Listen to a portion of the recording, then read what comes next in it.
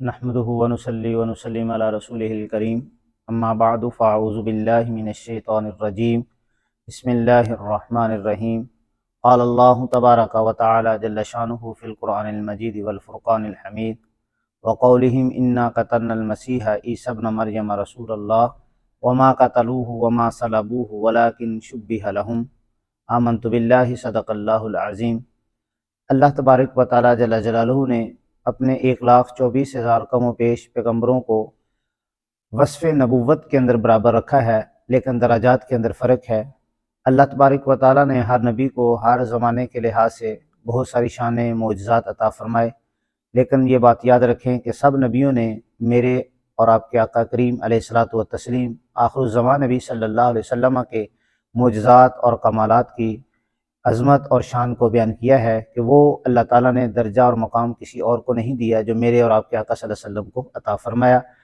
حضرت عیسیٰ علیہ السلام کے بارے میں ہمارا اہل اسلام کا یہ عقیدہ ہے کہ وہ اللہ کے بندے ہیں،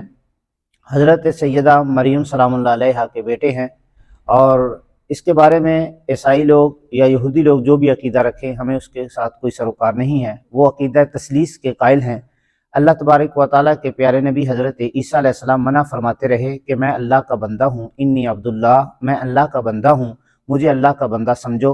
لیکن یہودیوں نے یہ دعویٰ کیا کہ ہم نے حضرت عیسیٰ علیہ السلام کو قتل کر دیا۔ عیسیٰ علیہ السلام کے ماننے والے عیسائیوں نے اس بات کی تصدیق کر دی، اور ہمارا اہل اسلام کا یہ عقیدہ ہے کہ اللہ نے حضرت عیسیٰ علیہ السلام کو زندہ آسمانوں پر اٹھا لیا،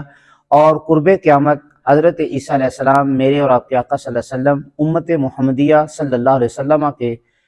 آخری ولی بن کر اس دنیا کے اندر تشریف لائیں گے۔ امام مہدی اور اصحاب کہف ان کی خدمت کریں گے، اور آخر میں حضرت عیسیٰ علیہ السلام 40 سالہ زندگی کو پورا کرنے کے بعد حضور صلی اللہ علیہ وسلم کے روضہ اقدس کے ساتھ جو جگہ خالی ہے ایک قبر کی، وہاں پر ان کو دفن کیا جائے گا۔ یہ اہل اسلام کا عقیدہ ہے۔ لیکن عیسائی لوگ جو ہیں وہ تثلیث کے قائل ہیں۔ حضرت عیسیٰ علیہ السلام نے منع فرمایا کہ مجھے خدا نہ مانو، انہوں نے کہا کہ نہیں، ہم نے خدا ماننا ہے۔ معجزات ایسے دیکھ کر وہ اللہ تبارک و تعالیٰ سے حضرت عیسیٰ علیہ السلام کو زیادہ فوقیت دینے لگ گئے۔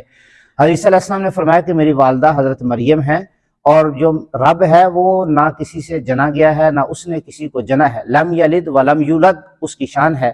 لیکن وہ نہ مانے، انہوں نے کہا ہم نے آپ کو بھی خدا ماننا ہے، آپ کی والدہ کو بھی خدا ماننا ہے، اور جس کو آپ رب کہتے ہیں ہم اس کو بھی خدا مان لیتے ہیں۔ لیکن یہ بات یاد رکھیں کہ ان کے مذہبی تہوار کے اندر جا کر، کرسمس ڈے کے اندر جانا، شریک ہونا، وہاں عقیدہ تثلیث جب بیان کیا جائے تو بندہ سبحان اللہ کہہ دے، وہاں پر موجود رہے، بیٹھا سنتا رہے اور وہ عقیدہ بیان کرتے رہیں، تو یہ ہرگز جائز نہیں ہے اسلام کے اندر کہ کوئی بھی ہمارے مذہبی